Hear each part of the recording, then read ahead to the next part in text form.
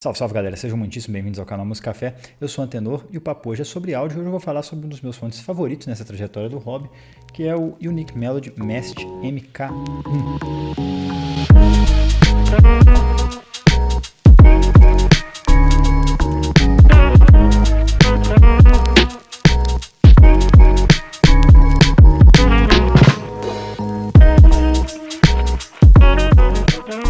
Convido também a conhecerem minha campanha lá no Apoia-se.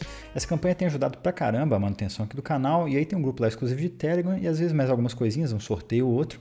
Vou deixar o link aqui embaixo para quem quiser e puder ajudar. Para quem não conhece a Unique Melody, ela é uma estreante aqui no canal, eu nunca falei sobre nenhum fone dela, mas ela é super tradicional no mundo Hi-Fi. É uma daquelas que vingaram e entraram para um patamar superior, então eles têm fones que são realmente superlativos, tanto em preço quanto em qualidade. E também é interessante que eles têm um representante aqui no Brasil, que é o Felipe, e é legal porque ele, além de oferecer garantia, né, você conseguir pegar diretamente com ele, pagar em reais, ele tem um preço que é super legal, muito quase pareado com o preço lá de fora. E, inclusive, se não me engano, esse mês eles estão fazendo 10 anos de Brasil.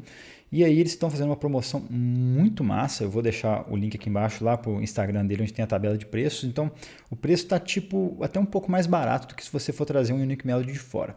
E eles têm uma vasta gama de produtos ali. Hoje em dia o de entrada deles é o 3DT, que aqui no Brasil está saindo R$2.000. E se você comprar fora, se não me engano, são $350. Então está mais ou menos pau a pau o preço ali na promoção. E eles têm como topo de linha o Mason FS, que custa $6.000 lá fora. Esse acho que o Felipe nem traz, pelo menos não no portfólio padrão dele, mas ele traz o Mason V3, que está custando lá 14 mil nessa promoção, e nos Estados Unidos acho que ele custa $2.500 ou 3.000, não tenho certeza. E a Unique Melody é muito legal porque eles trazem algumas tecnologias proprietárias nos seus fones. Por exemplo, o driver de condução óssea que tem aqui nesse mesh é uma tecnologia patenteada deles. Eles usam ali uma cerâmica piezoelétrica para fazer isso. E eles têm também uma tecnologia lá de crossover ativo, mas que eu nunca tive a oportunidade de ter contato, mas me parece também que dá um resultado bem legal. O Mesh MK1, ele saiu de linha e foi substituído pelo Mesh MK2. Ainda existe algumas lojas que têm ele em estoque e também é possível encontrar no mercado de usados, principalmente nos Estados Unidos. E ele foi lançado ali em torno de $1.400, e quando estava sendo substituído pelo MK2, ele sai ali na casa dos $1.000. Então hoje você encontra ele aí em algumas varejistas que ainda tem estoque na casa de $1.000. O Mesh ele é um fone tipo monitor intra-auricular, desses que tem um cabinho passando por trás da orelha, fechado, do tipo que pode se chamar de quadri-híbrido, porque ele traz 4 tipos diferentes de drivers, além de um crossover de 5 vias. Então ele tem um driver dinâmico, 2 armaduras balanceadas, 2 drivers ST da Sony, que eu já expliquei aqui no canal como é que funciona, então vou deixar o link aqui em cima para quem tiver curiosidade, e um driver desses proprietários da Unique Melody, que é o driver de condução óssea, que também tem uma função muito interessante nesse fone, vou comentar mais para frente. E é interessante que ele tem uma shell toda em fibra de carbono e não é um fim puramente estético. Essa fibra de carbono, a rigidez desse material ajuda na transmissão ali do impulso de condução óssea que esse driver faz dentro desse fone. Então, além disso, dá um acabamento que é sensacional e também é um material super leve. O que eu mais gostei nele é que ele tem uma excepcional qualidade construtiva. Realmente esse acabamento de fibra de carbono é sensacional. O fone é muitíssimo bem feito, traz um kit ali que é bem legal também. Ele traz um detalhamento que para mim é excepcional, sem ser fatigante. Então, ele mostra tudo muito bem detalhado, tudo muito definidinho, mas não me causa nenhuma fadiga auditiva com isso. Ele tem uma extensão, uma apresentação de graves que para mim é excepcional, uma das melhores que eu já vi. Então, tem muita resolução, são graves realmente muito bem implementados aqui. E ele também tem uma implementação de agudos que é muito legal, que traz uma certa fisicalidade, que eu também vou falar mais na frente, coisa que eu adoro nele. Ele é um dos poucos fones que traz uma ótima capacidade de layering, que seria ali mostrar para você mais ou menos onde está cada camada ali na profundidade da música. Então ele é bem competente nisso. Eu também achei o cabo dele bem bruto. Porém, uma das coisas que eu menos gostei também foi esse cabo bruto, porque ele é bruto demais. Então ele tem aquela sensação de ser uma coisa premium, de ser super resistente e tal, dá para rebocar um carro com cabo, só que ele é bruto também, então é muito ruim de usar. Eu particularmente não gosto, praticamente não uso o cabo original do Mesh, eu uso um cabo paralelo que me atende melhor. E outra coisa é que o design dele eu acho que pode ser impeditivo para muitas pessoas. Pessoas que têm orelhas menores, eu tenho certeza que vão ficar um pouco incomodadas ali, que a shell dele é realmente grande. Para mim ficou bom, mas eu tenho consciência que não é algo que vai servir para todo mundo. Bom, o Mesh ele vem nessa caixinha aqui, é relativamente simples aqui, da Unique Melody, para um fone desse preço, né, claro. Vem com essa case que eu já vou falar. Dentro a gente tem umas coisinhas. Ele vem com ponteiras da Comply, dessas que são difíceis de encontrar no mercado e caras pra caramba. Cartãozinho aí de autenticidade com número de série e tal, flanelinha e os caramba. Cada fone vem dentro de um saquinho desse. E aqui as ponteiras da Unique Melody de silicone, tá? Então ele tem um kit assim que, apesar de ser relativamente simples, é completo, com as ponteiras de boa marca, de boa qualidade, ótima qualidade, para falar a verdade. Então eles vêm nesse case aqui, que é da Dignis, que é um dos cases que eu mais gosto que tem no mercado de fones. Ele é realmente muito bom, muito prático, tá vendo? A Dignis, ele é coreano, se não me engano. E o cabo dele é tipo assim, é um troço que eu acho legal porque é muito robusto, só que ele é super durangão, sabe? É um cabo pouco prático, ele é meio embolento além disso, mas olha aqui. É aquele famoso cabo que dá para rebocar um navio com ele. Então é super robusto, né? Os conectores, né? Conector muito bom também. Eu não curto muito essa conexão QDC dele, mas no mais os conectores são de qualidade. E ele tem um problema que tende a ficar verde, tá? Eu conheço umas 4 pessoas que têm o Mest MK1 e esse cabo ficou verde com não muito tempo de uso. Então me parece que é um problema crônico aí desse cabo. O fone é super bem feito. Ele é todo em fibra de carbono e tem um motivo. Essa fibra de carbono ela tem uma rigidez mais alta do que, por exemplo, uma resina. E aí essa rigidez faz com que se transmita melhor o driver de condução óssea para a parte da sua orelha. Então não é à toa, não é só estética. Então essa rigidez dele realmente ajuda. E putz, é bonito pra caramba essa fibra de carbono, eu gosto demais. Ele tem conexão QDC, que não é das minhas preferidas, mas você consegue colocar um chupin de 0,78 aqui também, só que o QDC acaba ficando um pouco mais firme nesse fone. O bocal dele é de metal, muito bem feito também, tem um tamanho bom, e apesar dele ser relativamente grande, é um fone que serviu muito bem para mim. E ele depende muito do ajuste para o driver de condução óssea funcionar bem. O ideal seria um custom para esse driver funcionar melhor, só que se você conseguir um ajuste em que essa parte aqui encoste bem no seu canal, ali do lado do seu canal auditivo, dá para conseguir uma sonoridade que é muito legal. Eu particularmente gosto muito da sonoridade dele, acho que também em função disso. E aqui a gente tem uma proteçãozinha no bocal, parece que são 3 saídas, e assim, é um fone muito bem feito, não tem muito o que reclamar da qualidade construtiva dele não, tirando o cabo que de certa forma assim, é premium, é bonito, é robustão, só que eu acho que é pouco prático. Eu acho que talvez um cabo um pouco mais fino, mais leve seria mais interessante nesse caso. As especificações técnicas dele vou deixar no quadrinho aqui embaixo, como sempre. O que dá para ressaltar aqui é que, primeiro, ele tem uma alta sensibilidade e tem uma baixa impedância. Isso significa que ele virtualmente tocaria de qualquer dispositivo, porém, essa impedância baixa pode causar algum descasamento de impedância com fontes mais simples. Mas eu não acho que quem queira ou quem tenha um Mest vai tocá-lo de fontes muito mais simples. Certamente a pessoa vai ter ali nem que seja um donglezinho para tocá-lo bem. E outra coisa interessante é que ele traz um crossover de 5 vias. Para quem não sabe, um crossover é um circuitinho que faz a divisão das frequências ali, né? Grosso modo falando, ele é meio que um filtro. Então ele divide para onde que vai cada frequência ali no espectro, para cada driver trabalhar na sua parte mais otimizada. E também ele traz esse driver de condução óssea, que é interessante, que eu acho que ele é baseado num driver piezoelétrico também, para quem não sabe, eu fiz um vídeo sobre isso, vou deixar linkado aqui em cima para quem tiver curiosidade. E me parece que são essas cerâmicas piezoelétricas numa chapa metálica, e essa chapa colada na shell dele de fibra de carbono faz essa transmissão do impulso de condução óssea ali. Ergonomicamente falando, para mim ele é interessante, a shell dele serviu para mim super bem, mas ela é grandona, então eu imagino que ela não vai servir para todo mundo, pode ser que incomode ali na cartilagem da orelha, principalmente quem tiver a orelha menor, então é importante ter isso em mente. E ele tem um isolamento ali que para mim foi de 3,5 numa escala de 1 a 5, então é um isolamento que é muito bom. Só que o cabo, igual eu falei anteriormente, não é muito bom de usar. Ele é um cabo pesado, assim, ele é bem embolento também, tem um pouco de memória. Então, apesar dele ser brutão, bem feito pra caramba, bonito de olhar, não é um cabo bom de usar. Então eu realmente usaria outro e no caso do meu aqui eu uso outro. Bora então falar sobre o som, que é o mais importante. E as minhas impressões iniciais do Mest foram muito boas. Eu senti uma fisicalidade legal nos agudos ali, uma sensação de efervescência muito gostosa, né? Uma percepção de graves muito bem implementadas, com uma pegada de subgrave ali muito boa. E assim, ele não foi uma coisa... Eu tinha grandes expectativas quando eu comprei esse fone, mas não foi aquela coisa muito brutal na hora, até porque já estava com fones relativamente sofisticados também. Só que aí eu conheci o efeito wow invertido, que é quando eu peguei outro fone mais simples aqui para escutar, eu falei, pô, tá faltando alguma coisa. Não tá tão bom assim. Aí eu voltava pro médico e falava, agora tá beleza. Então, realmente é um fone que é diferente, é aquele fone que você coloca e percebe na hora, fala, tem uma coisa diferente aqui, esse fone não é normal. E aí, para mim, depois de um tempo convivendo, escutando ele, eu cheguei à conclusão que é o seguinte: você pega um fone bom aí, um fone que tem uma capacidade legal de mostrar música, né, que tenha um detalhamento legal, um refinamento muito bom, e ele seria como se fosse uma foto bonita ali, uma foto bacana de uma foto que você tirou de uma paisagem legal. O Mast, ele é como se fosse um holograma dessa foto com as cores ali um pouco mais embelezadas. Essa é a impressão que eu tenho traçando um paralelo com fotografia. E aí o palco do Mast, dentre os auriculares que eu já testei, é um dos melhores que eu já escutei. Em termos de tamanho, ele perde acho que só para o Audeze e Zine, que eu acho muito bom, um palco excelente.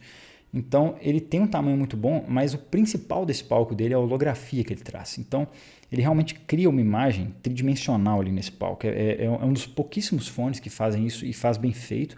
Então você tem essa percepção de separação em camadas em profundidade, que é o famoso layering, muito bem colocado. Então músicas que trazem isso muito, o Mast mostra de maneira espetacular. E aí a gente caminha para os graves dele, que para mim beiram a perfeição.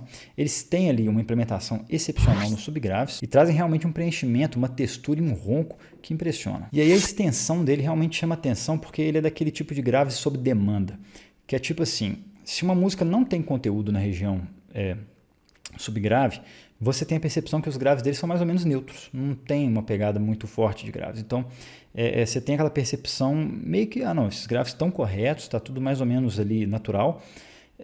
Só que quando vem algo na região subgrave, isso vem de uma forma assim sísmica. Então tem músicas que mostram muito bem, a música tem que ter conteúdo na região subgrave, se não tiver, não aparece, você acha que é tipo, sei lá, você coloca uma música aí mais acústica e tal, você fala, não, esse fone tem graves totalmente neutros. Mas a hora que vem algo com um subgrave, uma pegada mais subgrave, aí aparece, então é o que eu chamo de grave sob demanda. E aí se você tem alguma música eletrônica, alguma coisa assim, ou alguma percussão mais cavernosa, ele vai mostrar e vai mostrar muito bem. Então você pega tipo uma Moonlight on a Spring River, do Zhao Kong, que é uma música interessante que ela traz ali umas pancadas bem sísmicas mesmo. E o Mast, ele mostra isso legal demais. É aquela coisa que você não espera, sabe? Você está escutando a música ali numa boa, de repente vem a pancada, putz, cara, que tem muito chão. Então, são muito bem implementados, são graves realmente rápidos, texturizados e bons. E aí seus médios têm uma textura excelente, com bom nível de detalhamento e trazem ali um brilhinho extra que acaba às vezes gerando algum colorido, o que de certa forma embeleza muita coisa. Então ele pode não ser um fone com uma pegada tão neutra, assim, tão de referência, mas normalmente ele mostra médios de uma maneira muito bonita e também com bastante definição. Um negócio interessante para se ressaltar aqui é que a textura de médios que ele traz é uma coisa que, escutando assim, dá a impressão que você pode tocar. E aí tem músicas que, dependendo do tipo de gravação, trazem realmente essa sensação. E um bom exemplo disso é a Rolling, do Hans Rodelis com o Arnold Casar, que tem um piano ali bem texturizado e uns sons ambiente, tal, uma espécie de metrônomo.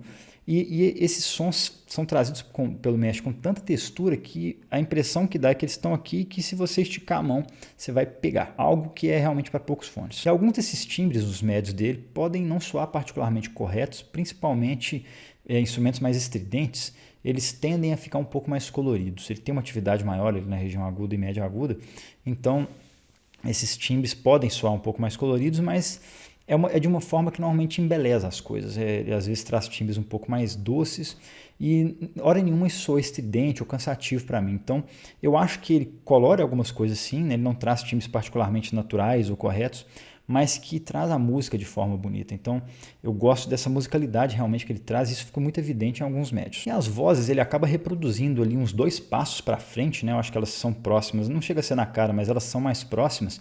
E também trazem esse timbre um pouco diferente, que você percebe muito em vozes femininas mais agudas e que fica bem bonito. Então tem vozes que tendem a ficar mais doces mesmo, com uma sensação de presença muito forte que ele traz. Então você coloca uma bela voz feminina como da Morgan James, ou então um grupo vocal a capela tipo Hilton's Runner, e essas vozes vão sim soar de certa forma mais embelezadas e sempre bonitas. E por fim os agudos, que também são uma região muitíssimo bem trabalhadas aqui nesse Mast. E eu acho que isso vai muito da capacidade que esses drivers ST têm em reproduzir agudos, que realmente é muito legal.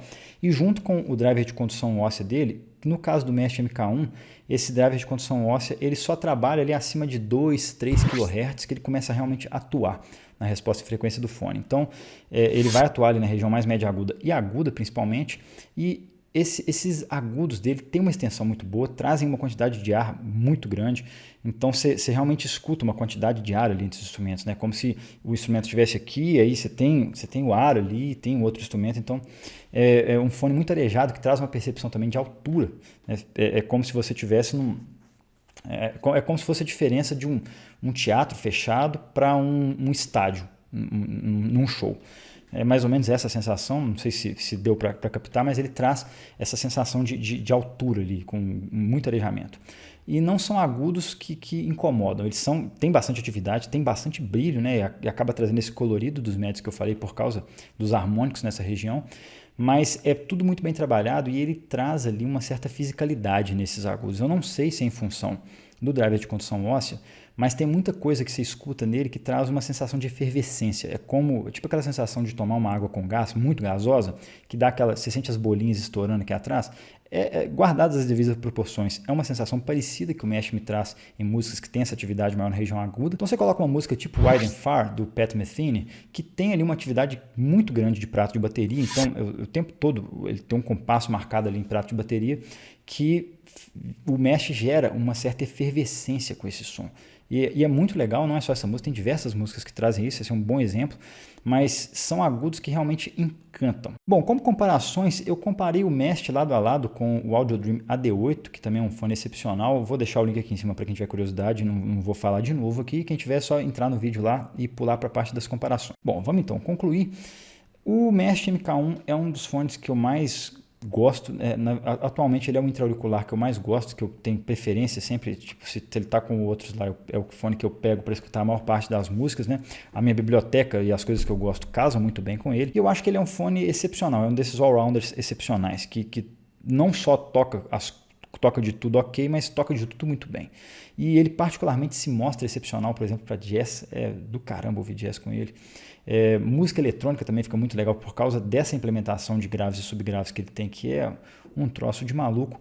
Mas assim, tudo que eu escuto com ele, normalmente ele traz coisas muito prazerosas. Ele é um fone prazeroso de escutar. Então, dado tudo isso, certamente é um fone que eu recomendaria. Eu sei que é um fone caro, muito caro, mas eu acho que quem está no hobby há mais tempo, aí, quem curte pra caramba o hobby, certamente está disposto a ter um fone desse tipo, né, que se puder, claro.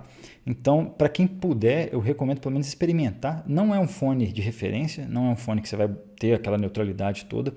Ele é colorido, sim. Ele tem essa pegada mais brilhante, mas que é muito bem feito. Então, tenho certeza que vai agradar muita gente por isso, porque não é aquela coisa brilhante e chata que cansa com um pouco tempo. E aí, depois eu quero compará-lo com o Mesh MK2 e deve chegar para mim também um Next, que é um modelo ali um pouco mais barato dessa família dos Mesh. Então, eu realmente quero testá-los lado a lado e ver. E então o Mesh é um dos fones que mais me dão prazer ao escutar música com ele. E aí, eu acho que é interessante, quem tiver curiosidade nesse fone, ele aparece no mercado americano aí, ele na casa dos $800. Eu acho que é bem interessante, sim, para quem puder tentar trazer de fora e tal. Aqui no Brasil é muito raro aparecer um. Eu particularmente nunca vi assim à venda no mercado, né, nesses grupos de Facebook, Mercado Livre, etc. Nunca vi um à venda. Então é um troço que é mais fácil trazer de fora. E aí, eu acho que nesse valor, poxa, é um fone fantástico, muito bom mesmo. E eu estou ansioso para testar o MK2 para ver se realmente vai me agradar mais do que o tanto que esse fone já me agrada. Tá legal, pessoal? Não se esqueçam que, para quem estiver interessado nessa linha da Unique Melody, o Felipe está com uma promoção excelente lá, então vou deixar o link aqui lá do Instagram dele. E ele não tem um site próprio de vendas, mas ele vende através do WhatsApp ou fazendo pedido ali pelo Instagram, mas é um cara super tranquilo de lidar, é super confiável, então não tem muito erro, já está, afinal de contas, comemorando uma década de Brasil com a marca Unique Melody. Então é isso. Quem curtiu, dedão no like. Quem está curtindo o trabalho, considere se inscrever no canal. Um abração, até a próxima e valeu!